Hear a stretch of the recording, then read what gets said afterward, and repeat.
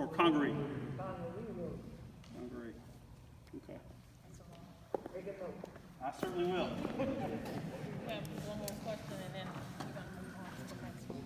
Okay. All right, last question. I want to ask something about the crossovers for the railroad on Old Hopkins and Back Swamp. It used to be a crossover. They did some work on the tracks and then they kind of closed it. And it's my understanding that they're thinking about closing a crossover on Edmund Farm and coming back out to Clarkson Road. There's a train that comes along right about the time when the guys are going to work at 11 o'clock, and that sits on that track anywhere from 30 to 45 minutes. And they're having to go miles out of the way to come around and get back over the Bluff Road. And I just want to know how they went about doing that without giving any public notice when we knew anything. We thought the railroad was fixing the track, and they was actually closing the road. The railroad doesn't have to give you public notice about anything. Okay, so they actually made that agreement with Richland County. And of course, the DOT found out by letter, just like many other people did, because I think I got a call from you about it, and I wasn't aware of it. And then the letter got passed around from our legal department, and it just came to us and was like, oh, by the way, we're closing this. Sorry. Well, let me just say, we're going to work on that because even though the railroad was here first, our people were here as well. And this is a safety issue that she's referencing. And so is the one down at 601. It's a safety issue. People are crossing over in the opposite lane of traffic to avoid the potholes that are at that railroad track. So we're going to have to work on that to try to make sure that safety is still a priority. If we have to do laws to do that, we will. But we cannot just say the railroad can do whatever it wants because that's not the case. It should not be. Yes, ma'am. And I know that if you all get involved and let them know that there is an issue, I have seen things change. So we want the attitude to be more of, we can contact the railroad on your behalf rather than the railroad can do what it wants. Nobody can do what they want. We certainly can make, we can ask. Absolutely. But I And write it. I will tell you sometimes they are, like I said, I understand. Man. I think he had his one last question, and then we have. All right, yes, sir. Before we get kicked. Yeah. Question I have for you is that the east side is now starting to pick up the growth just like the northern side has, and all the people that are moving in, houses being built and everything else. I know Abbott Road has the railroad track, Pine has the railroad track that we already have covered. But my question to you is that Shot Road extension has been a great addition to where it's at right now. Garner's Ferry, with all the traffic that is starting to impact 378, folks can't get home, can't cut across. Where are we with the project with moving Shot Road? Is this to join the airbase to be able to alleviate some of the traffic from 378 to continue on? I think, we've had the luxury of being able to get around over here for a long period of time. I think that's starting to fade now with all the traffic and everything. Let me just say that it's an interesting question, and I know a lot of you may have this as a thought in your mind. And your representatives, Representative Brawley, Representative Jermaine Johnson and I have spoken about this. Councilman Newton, or Councilwoman Newton, has also talked to me about this within the past week and a half. And there's a couple of things that's associated with it and things that don't hurt to get involved with. One, zoning is important. People don't realize how important zoning is because it allows commercial, residential development in particular areas. And so those things are held at a county level. That's not the DOT, that's not a state level, that's a county level decision. The second thing that's important is planning for road infrastructure, which is held by your MPOs and COGs. Does anybody know what your MPOs and COGs are? Your Council of Governments and your Metropolitan Planning Organizations? Well, your MPOs and COGs, and those guys are responsible for long-term planning. And those, and I've spoken to both those persons I mentioned earlier, that those forums are perfect forums to voice your concerns about the growth in your area, because it is coming. It is coming. And, you know, there are a couple of places that are behind the 8 ball all around the state. And just to give you an idea, Northeast was behind the 8 ball. And we had to widen Hardscrabble and Clemson Road in the middle of, you know, 10,000 home subdivisions, which is a pain because that project we got out there on Hardscrabble Road, it's still underway. It's been underway for the last 3.5 years. But it's coming your way, and so make sure you introduce those comments to your elected officials so they can get those MPOs and COGs on the long-range plans for developments in your areas. And the zoning is done appropriately. Thank you, Mr. Mackey, and I'm sorry I have to cut him off, but he's gonna be here if you wanna talk to him, and I know. Wendy, can I say something? I'll stay for a little bit. Can I get you to speak with Ms. Taylor Bradley? She is the representative for the County Transportation Committee about Mr. Green's situation, because he's here tonight. Okay, good. Representative Brawley, I just want to add something. I just work for my name is Ron Aiken, communications for DHEC. However, previous to that, I worked for the Office of Regulatory Staff, and we handled rail transportation and safety. So you do have a voice in regulation of the railroads. And so I would say if there's a rail safety issue, contact ORS. It's ors.sc.gov, and they can put you in touch if you want to make a complaint about a specific crossing or grading. They're responsible for maintaining the integrity of their equipment and the safety of those crossings, because that, like the man said, that is their property.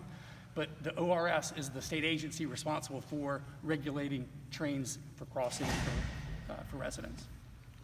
Thank you. Sorry about that. Thank you. All right, we're gonna switch gears, and I'm gonna hear from Lapita Watson, and most of you know Ms. Watson. She is over the Richland County Recreation Commission, and she has been working diligently with us about Bluff Road Park, Hopkins Park, and really all of the parks in the southeast, because we know, most of us feel as though those parks need some retrofitting.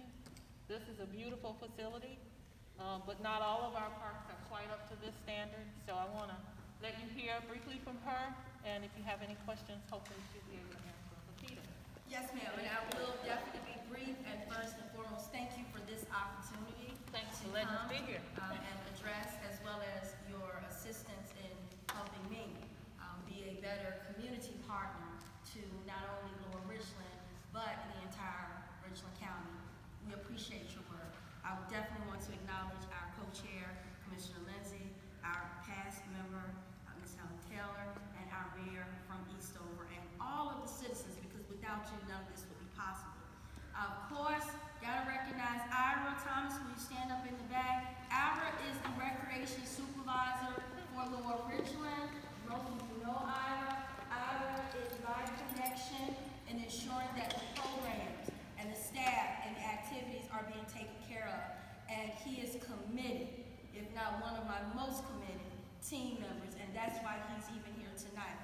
And in addition, we have Mr. Henry Devereaux, and we have Cynthia out. Henry, please keep standing, because Henry just on this past Friday was awarded the Employee of the Quarter for the Richland County Recreation Commission. And that work comes from what he's been able to do here. Thank you for accepting him, for embracing him and his ideas, not only for this facility, but for our commission. So I'll just go through. We made it through. Summer camp will be ending next week. I am concerned as we looked at the increased numbers, as we move forward in our fall for our programs and bringing our seniors back. I am concerned. So I definitely need to be working with you in identifying what is it that we feel comfortable coming back and doing, as we know that we are still facing some unfortunate numbers in our pandemic. Our back to school bashes, as you leave out this evening, I have some bags. Wait a minute, hello, Representative Johnson. There are some bags that are out as you walk so that you can bring your children, your grandchildren, and your neighbors out. We are so thankful for the sponsors that have helped us do this. And this summer has been great. Last summer, we didn't know what would happen. But I will tell you, the pool at Hopkins opening back up has been phenomenal. The citizens have reached out to us. Hello, Ms. Wilson. And those classes are packed.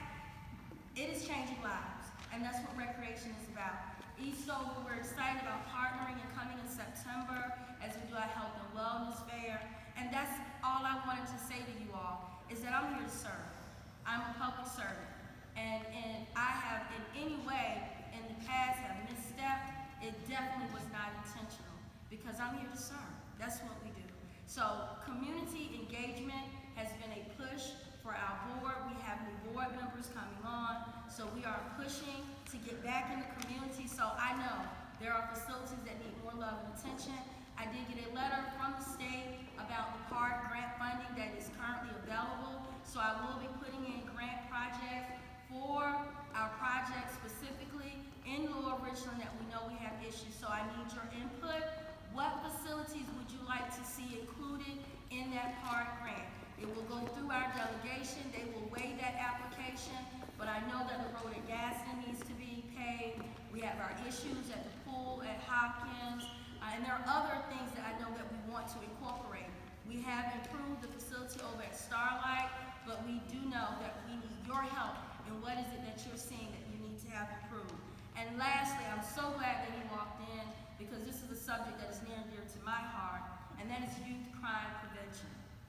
Representative Johnson and I have been having dialogue about how can we as a Recreation Commission do a better part, serve as a hub and a safe space for our young people. So I'm here to figure out how do we do that. I'm a child that came from those same environments, single mom, not really knowing what direction I would go in, but it's parts of recreation that changed and saved my life. So that's what I want to be able to do, because it breaks my heart every time that my phone goes off or there's something on the news and another young person is no longer here. So I'm excited about the future of what we're gonna do, but programs are to help solve community problems. It's more than just the buildings. So I wanna be here to be that servant so we can figure out where we're going. And in October, we will start a series of capital improvement discussions so that we can get your feedback on what needs to happen at our buildings and facilities that has not happened in the past, and how can we secure funding. So in conclusion, we're here as partners. We are only able to do what the citizens see and need for us to do as recreation. Recreation is more than basketball goals. It's more than the pools. It's about saving the lives of our children and creating opportunities for our seniors to live long and healthy lives. So if you have any questions or recommendations, I'm here for those, as well as we have information that you can stop and share with staff. But I will be back again in a few months so that we can get real dialogue and break into groups and with our board so that we can talk about where are we going for our buildings in the future. Yes, sir. Yeah, ma'am. I'm a citizen of Gadsden. I hear you talking about Eastover, Hopkins, and Bluff Road. But we at Gadsden seem to be like we're being ignored. I mean, we're being overlooked. What kind of programs? We got a new building. What kind of programs are you gonna have for our young folks? We got something going on for the elderly, but we need something for our young people. Yes, sir, you're exactly right. As I shared earlier, one of the main things I know that you all have brought to my attention from a facility standpoint is we need to take care of that road. So that's the one thing, but you're absolutely correct. So what we're looking to do in all of our districts is establish youth advisory councils. I was young once. I may look a little young now, but I'm not as young as you might think I am. And as young, as older people, I have a 22-year-old and a 23-year-old.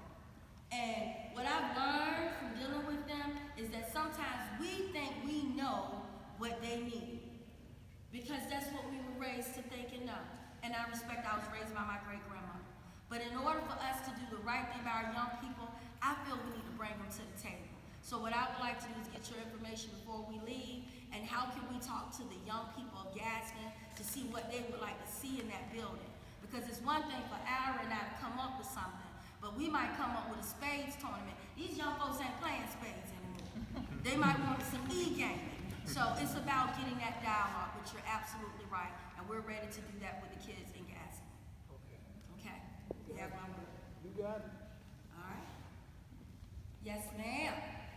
Me? Yes. The park grant money, when is the deadline for that and how much is it? It is a rolling deadline. Okay. When it comes to the park grant. So we just received a letter, I think Friday, and the overall cost for the entire county of Richland, not just the commission, it's about a little over $500,000 that we can apply for.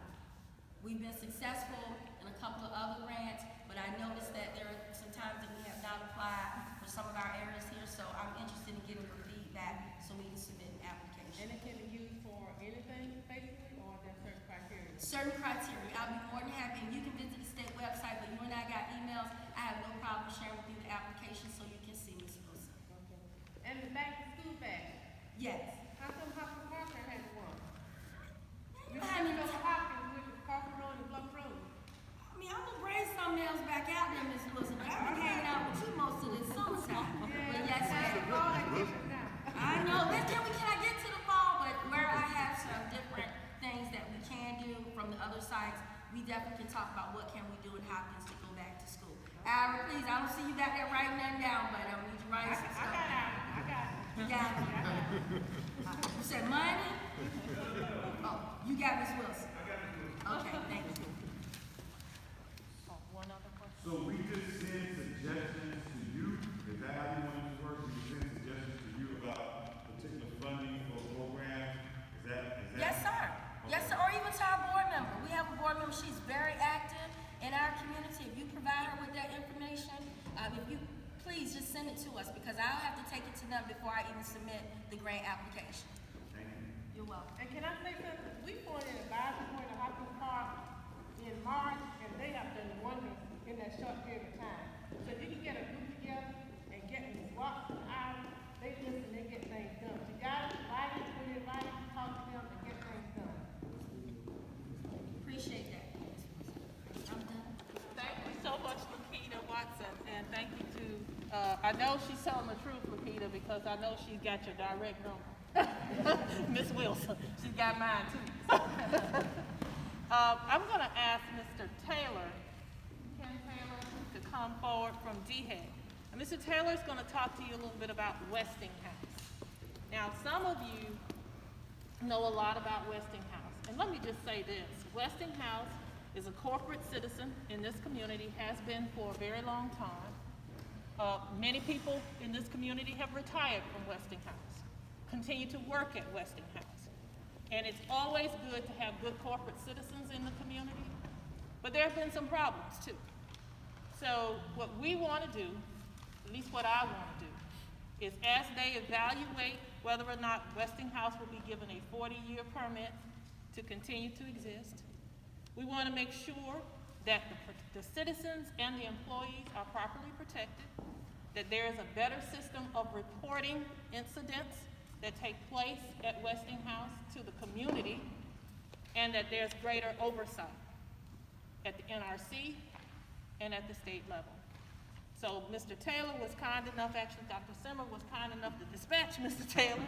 And Myra.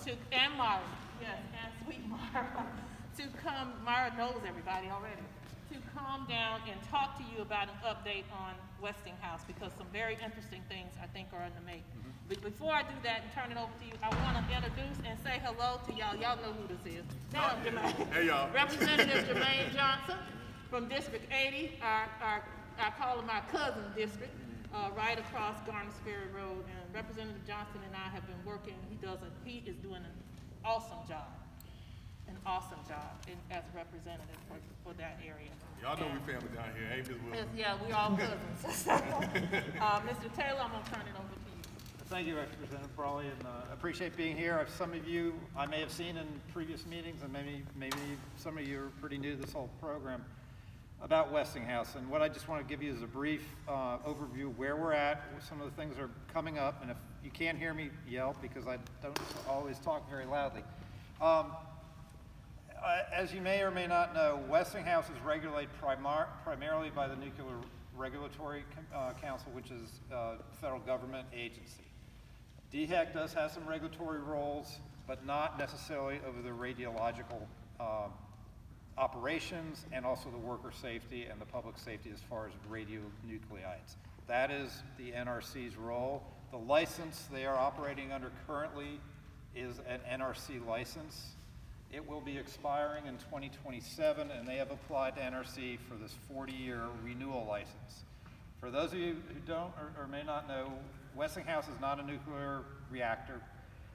They make the pellets of uranium that go into the rods that bundle together in a assembly that go to commercial reactors. It's the fuel for the nuclear reactors that they then use in all the commercial reactors. But what they do is they actually create those fuel bundles and sell them. A few years ago, we had an issue that came up. Westinghouse has been out there since '69, I believe they started operations, 1969. So they've been operating a long time, and there have been environmental releases over the years that have been looked into a little bit, mostly not from the radiological, or not from the RADs, but from chemicals, from metals, and those kind of things, and it had been variously looked into at different levels over the years.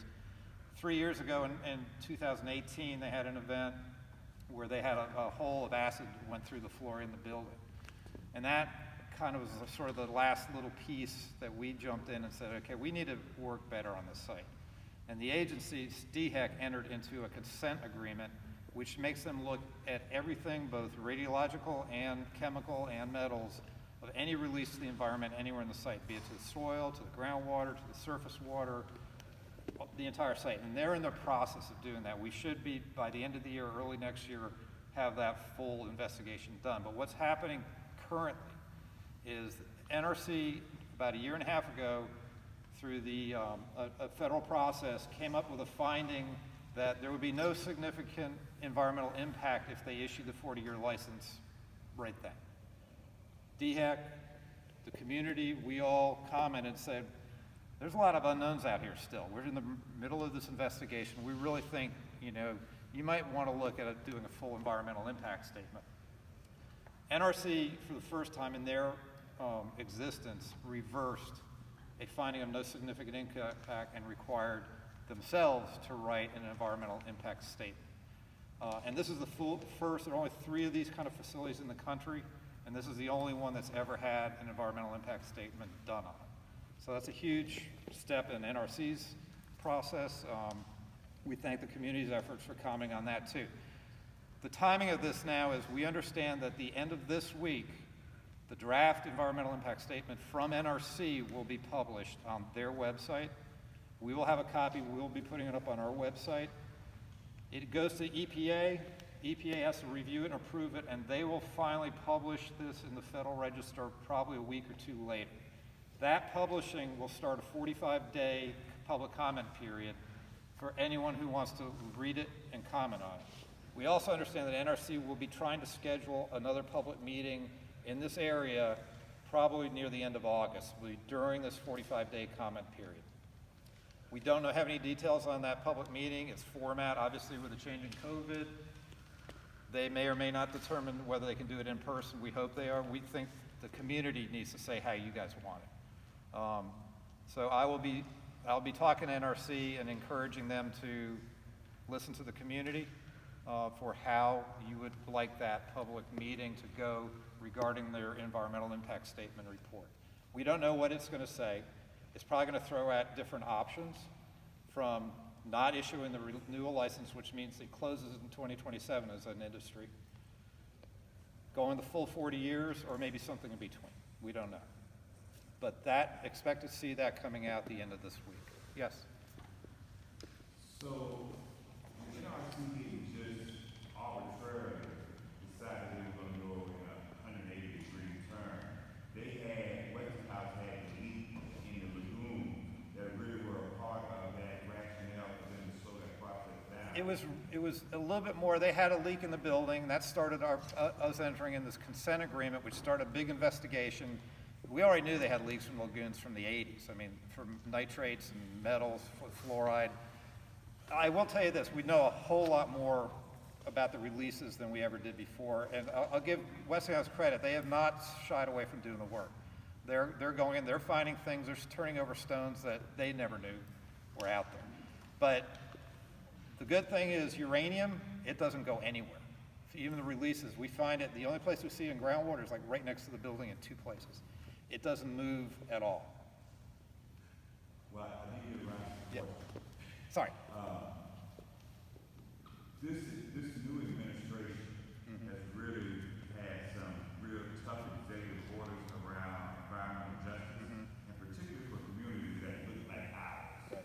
And so I'm wondering if, and this may not be to you, it may be to the representatives, if this community is empowered to have more of a strong positioning because of the environment or the executive orders around the environment that really gives us more leverage. I'm wondering if that's the case, and if so, how do we galvanize as a community, not to close Westinghouse down, But to have- but to really ensure that it has the strongest safety environments and safety parameters that it can. And I'm just wondering if we are positioned in a better place because of these new executive orders. I think you are, and I know because NRC is a federal entity, they too have the same mandate that EPA and every other federal agency has regarding what the administration is putting forward for environmental justice enhancement.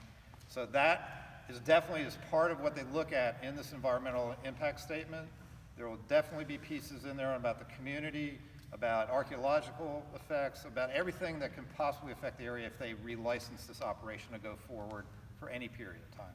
But it clearly, they will be looking for that information. I know some may be aware or not, Westinghouse has created a community advisory group. I don't know if everyone's had a chance to be a part of that. I know there's been other environmental advocacy groups within the Lower Richland community over the last several years that I've been aware of.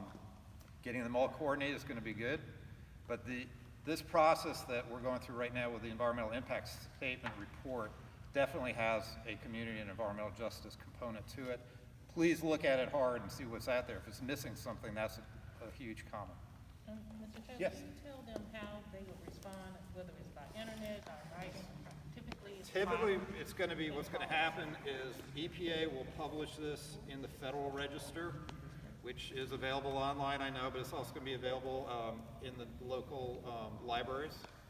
And we'll set out exactly how you can comment and submit comments from the public to NRC. And these can be collective or these can be individual or collective comments. Correct. Yes, sir. How often do we inspect the Westinghouse? NRC, I can't speak for NRC. They inspect it fairly regularly. They have a team out of Atlanta that comes and deals directly with Westinghouse on several, I don't know how many times a year they come. They have different types of inspections. They look at their safety plans. They look at the worker stuff. They look at all the plans they have. If this happens, what do you do? But that's really an NRC role, not a state role. I get the, let me, Need to change its inspection protocol right at the same time that Westinghouse is asking for this 40-year license, and they were inspecting plants less often, not more often. And that was at a national level, not just here in our community. Because I attended the NRC meeting in Atlanta where they were changing the inspection protocol. I can assure you though, just on yesterday, myself and Representative Brawley, we actually spoke with the NRC yesterday. And we expressed our displeasure for how they were operating Westinghouse and how they were not in communication with us down here in the Lower Richland community. So they are very much aware that I am not in support of a 40-year renewal. They are very much aware that she is not in support of a 40-year renewal. They know, and they have vowed that they will fix their communication. They have vowed that they will begin to work with us down here. They have vowed to do that because I explained to them that this type of situation does not only, it doesn't affect everybody, it affects us. And it's right here. Can we galvanize with you? Can we galvanize as a community with you so that we can have a collective voice instead of individual voices? Because I contacted the NRC and they said never have they done a license less than 40 years at a request. So a lot of people have been talking, can we get a 10-year license? Can we get a 20-year license? They haven't done that.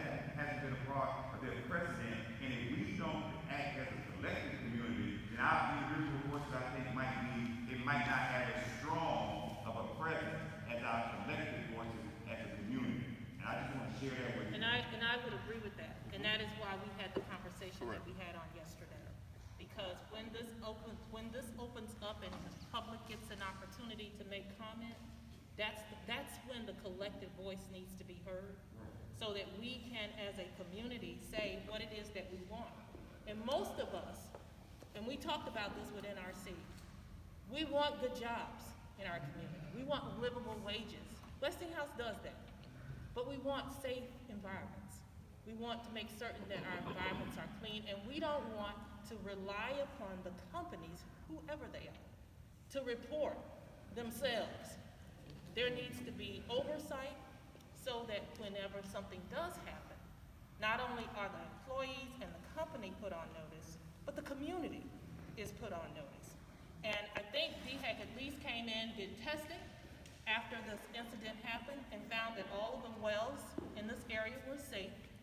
And Richland County did too. And so did Richland County. So I hear you, and that's one of the things that we talked about with NRC yesterday, is that their level of communication in communities of color in particular, because that's usually where all the environmental justice issues seem to play out, leaves a lot to be desired.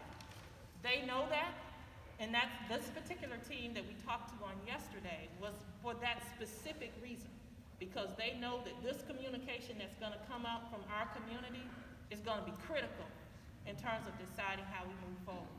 And I think you said something very important. Our goal is not to close Westinghouse, but to make it better, to make sure it's safer for the people who work there and for all of us who live around there and depend on a safe water system. So I hear you. That was a conversation that was necessary at our level in order so that we can come back and do what we're doing today. And you will hear more about it whenever the opportunity presents itself for us to come as a community and respond. Hey, I just wanted to echo what Ken was saying. That report will give you the ammunition you need to make the cases that it identifies as areas of concern for water quality, air quality, whatever comes out of it. That's your ammunition. That's your argument for here's what the Department of Health and Environmental Control has found. These levels, this is what's wrong. And so during that public comment period, that's the crucial piece of that. However that looks, whatever that looks like with COVID or anything else, having your voice heard at that moment during that particular process is the best way that you can affect change in that particular, I guess, sort of relationship. And we do have the opportunity to expand that window beyond what the 45 days. We can request, I think Michelle has already requested that it be expanded 90 days beyond that. So Yeah, I was told. we are working on making certain that there is ample time to get the information to us, and then so that it can be brought to you, not just by us, but by NRC. We'll probably have DHEC back down here to help us interpret what we're hearing and what we're reading. And I hate to cut you off, but we got two more people, and if you want, Mr. Taylor's gonna be here, so if you wanna talk with him, offline, but we have. DHEC will also put it on our website as soon as we get it, which may be Friday. That's what NRC has told us. Until we see it, I don't know. We told Friday too. So, and we'll have an information where you can find it on the NRC site as well, because that is a hard site to find. Thank you. Okay, thank you, everyone. Okay, and I promise, I apologize that we have so much to cover, but when we get together like this, I'm trying to give you as much as we can about as many issues, because it's been so long since we were able to do this and to be together. So next on the agenda, I have Mr. Jordan Johnson, who is actually gonna step in for Contessa Archer. Yeah, we're both here, Oh, you're so both you here. get both of us, which is great. If you could tell us a little bit about the development that you all are proposing for Atlas Road. Let me do a precursor so that you know what was said before you came into the room. I talked about the development issues. There's a lot of concern in our community about broken development, particularly residential, because it is crowding our schools. It is crowding our roads, and we are concerned, most people, about property taxes and the impact that constant building might have. I know your project is a bit different, but I wanted you to be the ones to tell the community about what you intend to do, so I will turn it over to Ms. Archer and Mr.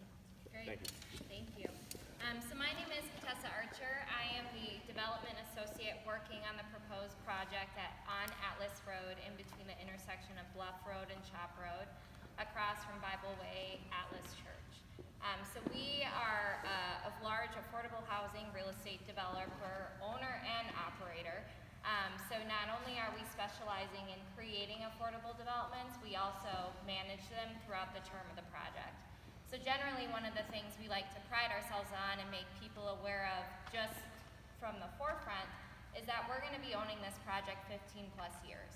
And that's our company owning it, managing it, and being responsible for its community, for your community, answering to Representative Brawley and other folks who are interested in what's going on or have concerns regarding our project.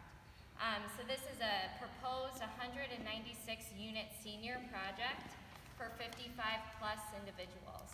The project will be set aside at 60% of AMIs or less for your community, which means that the rents will be restricted. So they're going to be significantly below where Columbia market rents are, and are going to be restricted to specific incomes that seniors who fit the 55 plus profile are making. And just for reference, I just have them here, so I apologize for looking down, but we are expecting the 1 bedrooms to rent around $811 and the 2 bedrooms to rent around $973 per month. So this is a 4-story project comprised of 1 and 2 bedroom units. Like I said, it will be senior, so there's lots of green space, lots of amenities that are really feeding kind of the senior community and senior aspect that we're trying to create here. The project is directly off Atlas Road, so the entrance is going to be off of Atlas Road. You would be able to take a right or a left. And we're just really excited to be here and answer questions. The timeline for the project is the site was rezoned to allow for multifamily in June. So we are anticipating closing on the financing of the project and starting construction in January of 2022. So I'm happy to answer any questions. I want to limit the amount that I speak and answer more of your questions, obviously, but we will be having a larger neighborhood meeting at the end of August as well, so you guys can see better depictions of the project and what we're proposing to. So. Okay, you said that they're going to start around 811? Yeah. And that's considered as affordable housing? Did someone do the study for the area around here? Yeah. Because that amount of money is not what I call affordable. I don't know if anybody else in here feels that way. So I totally understand. So our rents, we don't set where our rents will be at. Those are actually set by HUD. So and the rents will remain affordable for 15 years set by HUD. So we have no control if they increase, decrease. We just set what HUD tells us to set at this specific set aside. So the goal of the rents at those levels is that individuals who are making below 60% of AMI for the Richland County area are only paying 30% of their rent towards housing. Now, is that always achieved? No, but that's how the formula works with HUD, and that's where those numbers come from. And like I said, for 15 years, those rents will remain in place on this project, and generally increase as HUD sets out new guidance.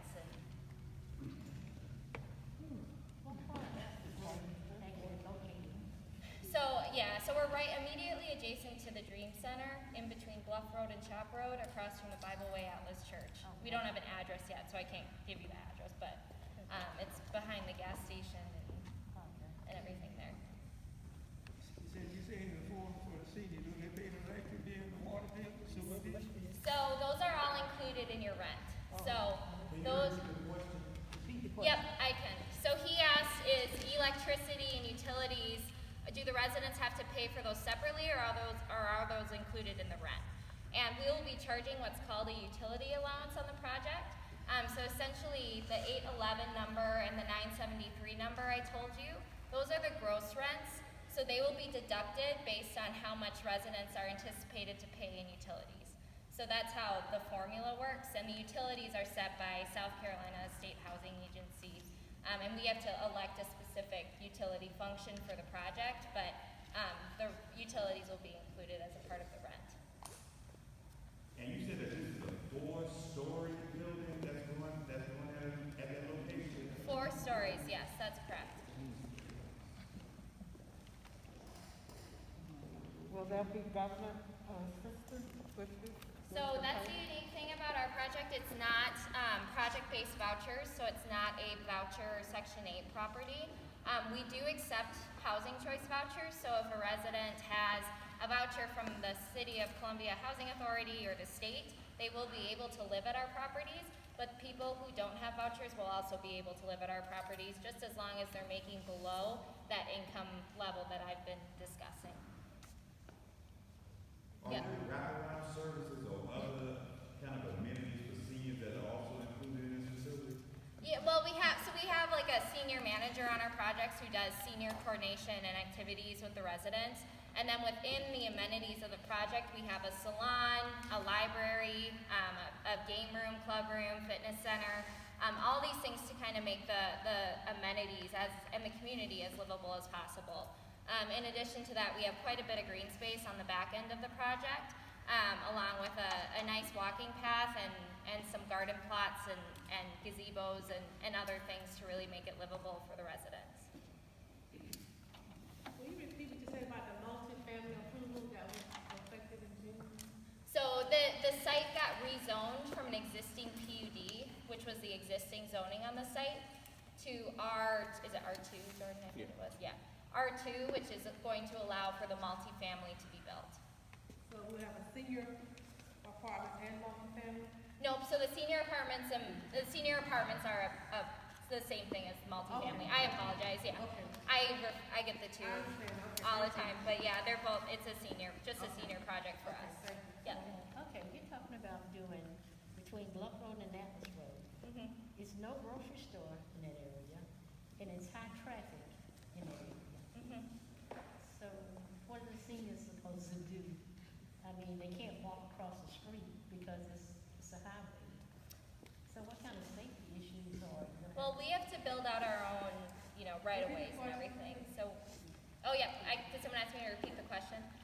So she was asking around safety for the residents. There's not a grocery store. How are we handling access in and out of the property, and how are residents going to be essentially getting to the services that they need in order to, I would say, age in place and live at the property. So this is independent living. So we're not going to be shuttling residents, providing extreme amounts of services to the residents at our property. The goal of our property is really to help individuals find affordable communities, especially senior focused.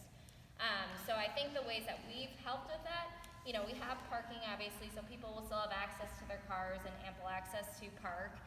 We're building out the front edge of our property, within our jurisdiction that we can with what we're going to own. And then I think there's, additional plans for this area of Atlas Road coming in as a result of the density that are going to help a lot with those issues. And I'm not at liberty to talk about those, but it's something that I know is on the forefront, and it's definitely, attractive to us as the developer. But we aren't going to be we're not a retail developer, we're not going to be adding additional, medical services or those kinds of uses because it's just not our specialty. Well, one of the reasons why I wanted to make certain that I invited you to come and that you heard, because a lot of the concern that I have been hearing from people across the district is that we don't know about anything until everything's decided. And that shouldn't be, to be honest with you. Now, part of the reason that I also wanted you to come is because, if I'm not mistaken, some of what they'll do will involve some state funding, some credits. The state credits. Some tax credits yes. for affordable housing. And I guess you heard the collective moan when you mentioned how much the monthly rent would be. Because for many of the people who actually live here now, who may want to take advantage of being able to move in an environment like that, $811 for a one-bedroom and $973 for a two-bedroom is more than most mortgages. So I guess what I'm suggesting to you is, and this is not something that you may be able to do, but very often what happens when things come into our community that's supposed to benefit our community, our people still can't be benefited by it. So these numbers sound like market rates to me. I know people who pay $800 a month for a two-bedroom apartment in Columbia. if it's being built for the people of the community, that these folk in this community age, I don't know that they have the opportunity to actually be a part of that affordable living space if it's clearly unaffordable for them. Because $811 for a one bedroom is a lot of money. And so tonight, I just wanted you all to know what was coming, because some people may very well feel comfortable and can afford that and want that lifestyle. But I didn't want them to not know that it was on the drawing board, that it's being considered, and that you're asking for state credits to help you build it. Of course, and I will respond to your question. So the rents are set based on Richland County. It's not set based on this specific district. And I think that's an important distinction to make. Richland County has a massive affordable housing problem. And those rents are based on incomes that are generated from the entire county. So those rents, and what we're expecting to generate on this project, is you guys are looking at, I think, around $1,000 for 1,000 units of affordable housing shortage in this county. And so we're answering that question, and we're answering that problem, and that's something that those rents, like I said, are stipulated by HUD, and those are what we are going to charge, and that's not tied to the state credit. We're not gonna get extra points for decreasing rents or doing other things. The state credit is a resource to help get this housing done. And in addition to that, like I said, we do accept vouchers. So oftentimes the housing authorities will make up the difference of what the resident can pay to where we're charging rents. So if a resident can pay $600, the housing authority will make up the $211 to get to the $811 mark. And that's a unique thing to our projects. Not all affordable housing developments accept vouchers. And it's definitely something that, we welcome voucher residents, and it's a way to help make up for situations where the immediate community may not be able to afford living there, but the housing authority can be helpful in that. And I would encourage you guys as representatives to share those resources with your communities and make sure that they're aware that these lists are out there, the application periods are open, and have access to applying for these resources as well. Me personally, I actually would think it would be beneficial if you all did that. We do that. No, we do. But we're not going to be open until the end of 2023. So really the people who do that are going to be our property management staff and helping the wider community. So as we lease up and do things over the next 2 years, we'll be in communication, obviously, like we are now. But it's definitely resources that are available that are not widely known that we wish were. So. And that was the purpose of having you here, so that you could tell the community what it is that you intend to do, how you intended to do it, how, if any way, it would impact the community. And I say, for the people that most of the people that I represent who are moderate to low income, this is still a bit of money. And so I wanted you to be aware of it, so that you can hear it. I mean, you heard it wrong. So that you would know that that's a concern too. I understand you're in the business, it's a business, I understand that. But at the same time, if we are going to promote it as an affordable housing initiative, the question remains affordable for whom? And so I have to be, as a representative, Ms. Johnson has to be, as a representative, concerned and wanting people to know what it is we're proposing, what we're asking of you, and what you're asking of them. So, thank you for that. I think there was one other hand, maybe two, and then we actually have someone here from housing. So I want you to hear from him as well before we leave tonight. That's on the Richland County area, in this area here. But see, it shouldn't be that way because everybody don't make the same amount of money. See, you need to come up and deal with each and everybody. What you saying, you're just looking out for these people, but what about the other people down there? Can you afford that? Well, hypothetically, this is how it's supposed to work. It's supposed to be looking at the county on an aggregate basis. And I know that's not the answer people want to hear, and I realize that, but that's the logistics behind how these rents are set and how these projects are implemented. All right. Thank you very much for coming. And I will say again, we will be having a meeting at the end of August, so please come to that, and we'll be there to answer additional questions and want to give you guys, some time to absorb the information, have conversations with your representative, have conversations with, anyone and bring forth questions, and we're happy to answer them, so. Thank you, Bill. All right, I think last but not least, Dr. Brian Grady from South Carolina Housing and Finance Authority, and I know that there's a lot happening in housing with rental assistance and with the moratorium ending on evictions, so Dr. Brian, you're gonna talk to us. Sure. So first off, as mentioned, Brian Grady, I'm the Chief Research Officer for SC Housing. Can people hear me in the back? Speak up a little bit louder. All right, let me be a little louder. Not used to it. So I'm the Chief Research Officer at SC Housing, which means a lot of different things, but what Representative Brawley asked me to come out here and speak about, first off, is the rental assistance that SC Housing and local governments are offering. So, as mentioned, the eviction moratorium, which it's important to note was really just a partial moratorium. There were a lot of different exceptions to it, but it did prevent a number of people from losing their homes. That is coming to an end on Saturday, July 31st. So, basically what that means is once that expires, any property owner who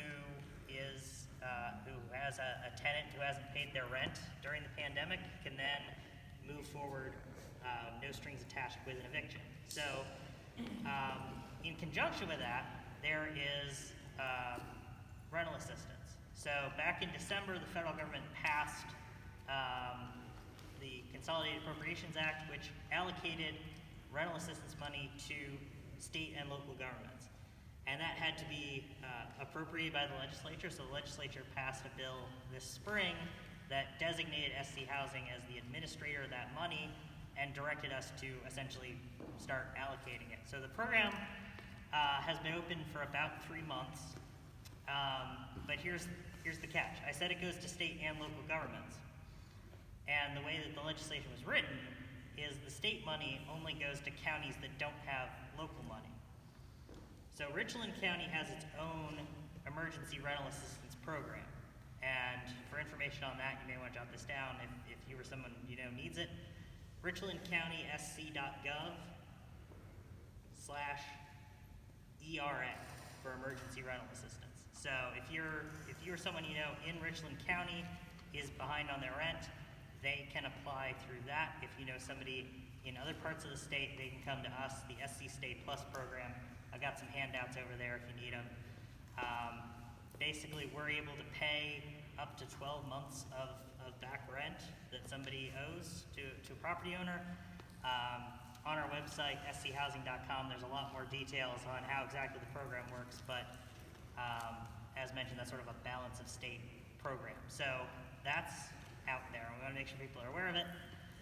There's going to be a similar program for homeowners that will be operating statewide that SC Housing will also be administering, and we'll have some more details in the near future on that. There's some regulatory issues at the federal level that are kind of keeping that in the wind. So we have that. Another thing that I wanted to mention is we have a home buyer program. So we're actually able at SC Housing, we work with private sector mortgage companies to basically provide money to fund mortgages. So we have very competitive interest rates. We offer down payment assistance. Sort of the idea is it's somebody who has their financial house in order but doesn't necessarily have the savings to put down on a down payment. We can front people the money for that down payment and get them into a home. So we have that. I have brochures on that as well. But certainly it's designed in many cases to serve sort of the first-time home buyer, but there's additional programs that serve other types of home buyers that are looking to purchase in this community. So there's that.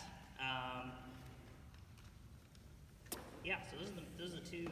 I have a question for you. Yes. You said the emergency rental assistance program is coming to an end, the moratorium on Saturday, correct? Yes. So if that's coming to an end, if somebody in here was to apply for this money, for this assistance, how quickly could they be approved for this emergency rental assistance? I'll be honest, I do not know the exact pipeline lead time. I don't think it would be be addressed by Saturday, unfortunately. That's why we got this program up and running in the spring. But yeah, it's sort of there's a lot of paperwork, as you might imagine, for spending federal money. But we certainly encourage people to apply, and we are trying to process those applications as quickly as we can. Apply tonight, y'all. Apply tonight. Do you know how much money is still left in the state's fund for assistance? So the state has, I believe, had 272 million, and certainly the vast majority of that has not been claimed or applied for. So there's certainly there's a lot of resources. I forget the exact amount of money that Richland County has, but I know they've been actively saying, "We've got money, please apply." The other resource I wanted to mention is a website that our agency administers called SC Housing Search. So again, if you or somebody you know, if you're not looking to buy, if you're looking to rent, you need someplace that's affordable. We have a list of private apartment complexes and houses that are available for rent. So that's schousingsearch.com, and that's a portal. You can put in your zip code, your hometown, hit the search button, and it gives you a list of options in your community. And again, I have flyers for that as well. So I'll be out there handing those out to anybody who wants them. So those are the main things I wanted to talk about. So I'd be happy to take any other questions that you have. I've been sharing that Richland County assistance for the people for a long time, and to a lot of my residents, especially because I'm in a very low income area, and I've been getting a lot of feedback, and it was just basically saying like it's very difficult. I can understand that. You know, there are, as I said, there are certain things that are required. There's things in the legislation where people have to they have to prove that they've suffered a hardship, which again, it seems like a thing that, yes, we've all suffered a hardship from COVID, but having documentation of it and things like that, you know, they need to prove that they're income eligible, that they have a low income as a result of COVID hardship. So there's some red tape, unfortunately, but it's something that we all had to sort of, as I said, build the plane while it was in the air. Nobody had really done a program like this, and certainly the federal government just threw a bunch of money at us and said, go do it. So we certainly recognize that it's a challenge, and we're constantly reevaluating how we can get the money out the door faster at SC Housing, and I'm sure the counties are doing the same thing. Yeah.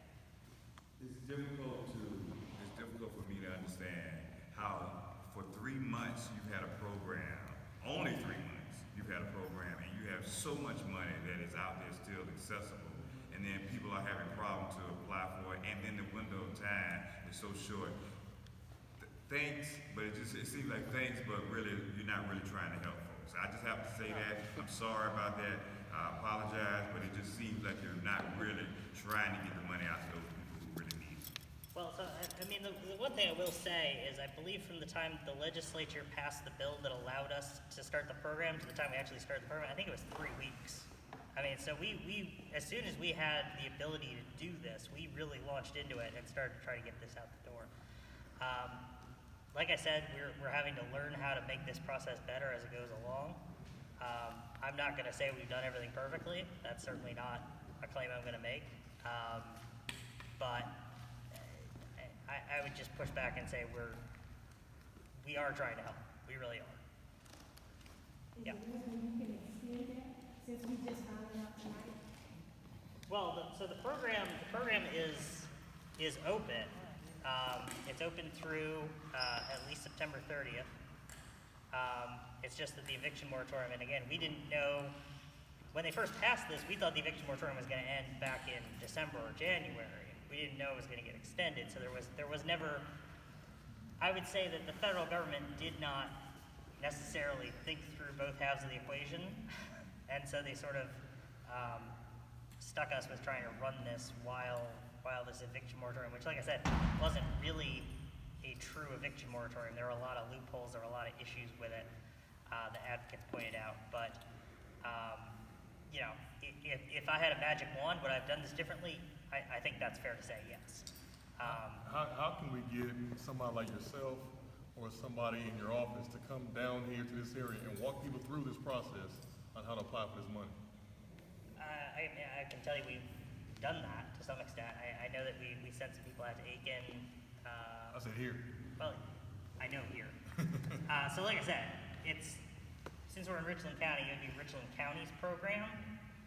So I'm not sure whether we are in a position to help people apply for somebody else's program, but I can certainly relay your concerns up to the top on my end. And just as a clarification, and I think you raised a very good question, the moratorium to protect ends this weekend, but the money doesn't. So people can still apply for help. It's just that now landlords are able to exercise their eviction option. And many of them have already started that in preparation for what's coming this weekend. But the money that would be available to help people would be available through, what was it, September? September 30th, yeah. So I say that so that you do take advantage of that opportunity as quickly as possible and reach out to Ms. English or Ms. Newton, because Richland County does have their own funding. I think it was, what was it, 80 million. So that's a lot of money. And it has not all been spent. And I doubt that it will be spent by September, because many people still don't know that it's available to help them. Well, y'all, I think we have done well to get through all of the agenda. Thank you so very much. Thank you to all our presenters. Can y'all give them a round of applause? Well, Richmond is not an easy act, but they hold us to the same level of accountability, and I'm glad of that. Thank y'all for coming out. I intend to try to do this a little more often if COVID allows it. But we hadn't had an opportunity to do this in over 16 months. And it was time before it got horrible, because those numbers, as Dr. Trimmer said, they're heading in the wrong direction. I would end by saying this: get vaccinated. I think a lot of our elderly people have done that. It's the young people that are not, that think that they're invincible. Our kids and some of your grandkids.